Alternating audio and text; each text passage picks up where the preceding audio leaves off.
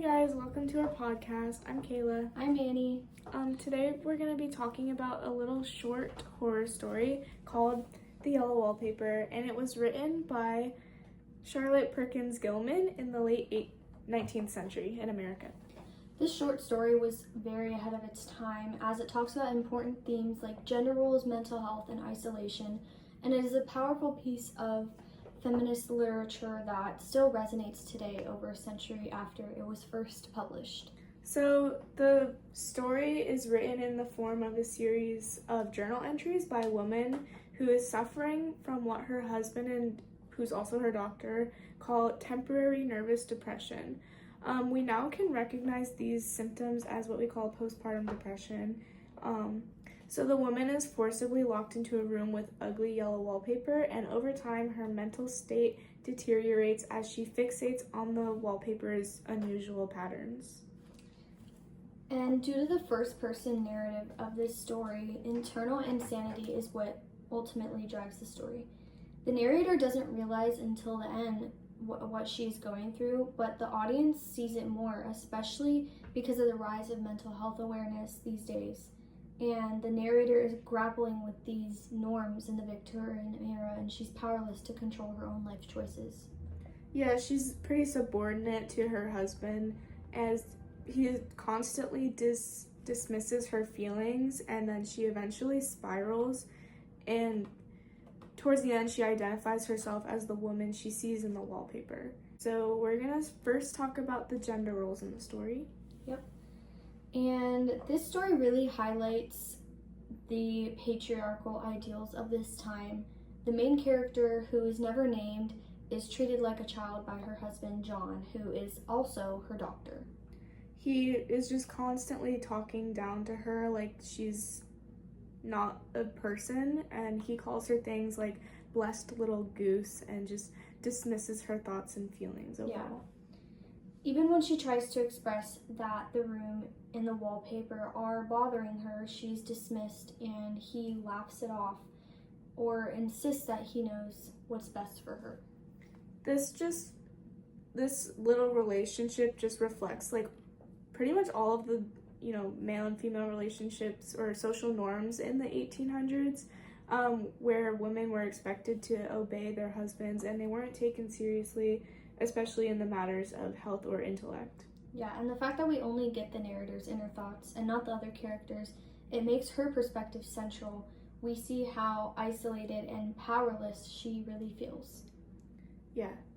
John, the husband, just doesn't believe that she's sick, and he laughs at her as he says that she should just expect this kind of dynamic in marriage. And also, since he's her doctor, this doubles the amount of dominance that he has over her, and she's forced into submission. Mm-hmm. Our next point is about isolation and how it kind of just drives her towards the insanity. Yeah.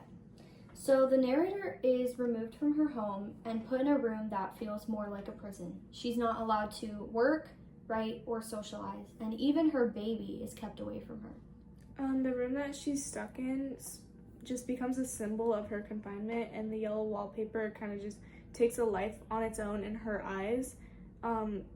At first, she's just super disturbed by it.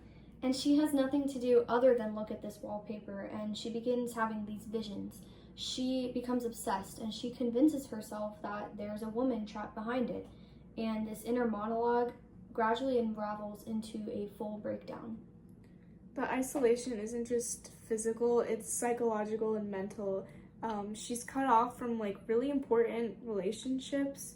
She's cut off from her own thoughts and creativity, and eventually her sense of self. The narrator just hyperfixates on the woman that she imagines, and she just identifies herself as that woman.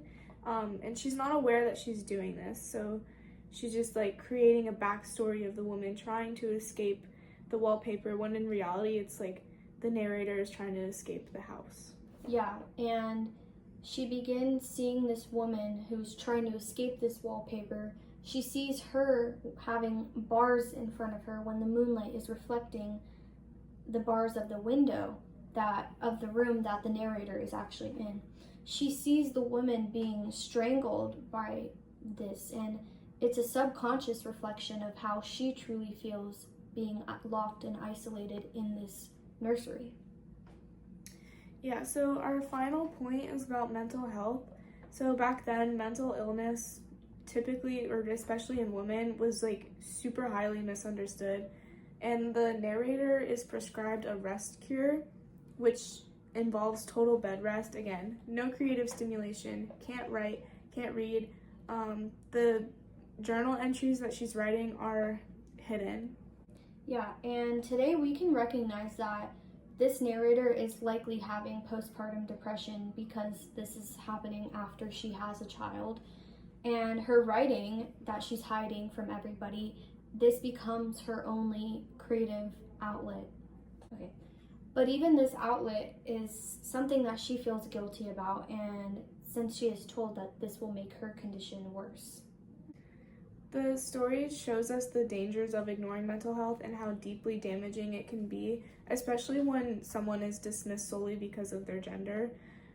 The line between care and control becomes blurry, and then in the end, what was supposed to help her actually is the thing that destroys her.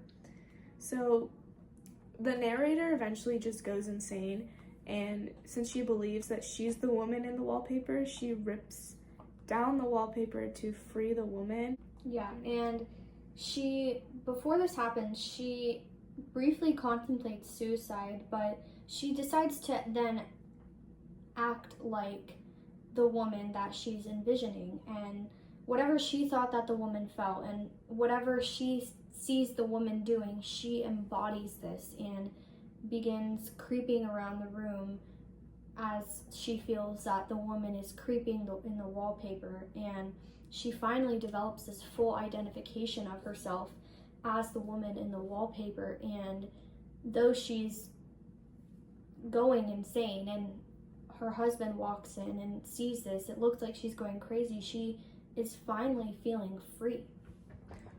The husband can't believe that she did this. He just cannot fathom the fact that she went against these social norms and went insane and just wasn't,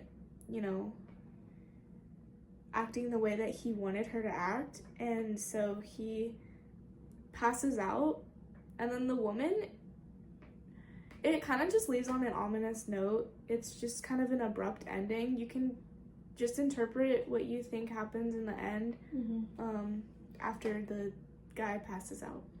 Yeah, and this story is it's still relevant today, even though something like this would probably not happen these days because we're not in the Victorian era, but stuff like this still happens with mental health and postpartum depression, and just especially with women, all these struggles going unnoticed. And I think about like the pop culture moment between like Britney Spears, like in 2007, when she defied these social norms, and instead of seeking help, or maybe she was seeking help and nobody was realizing it, the paparazzi was chasing her, and then she just went and shaved her head, and this became a giant headline and one of the things she's most known for, even though she just clearly needed help.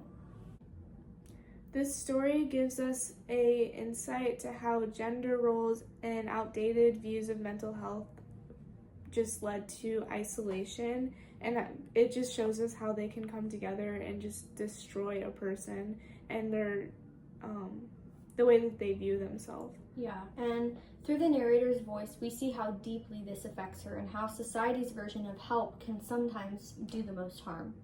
Yeah, it's a really short story, but the message is very powerful because it still resonates today, and it just reminds us to listen and to question authority when they're trying to silence people, and to just take mental health seriously.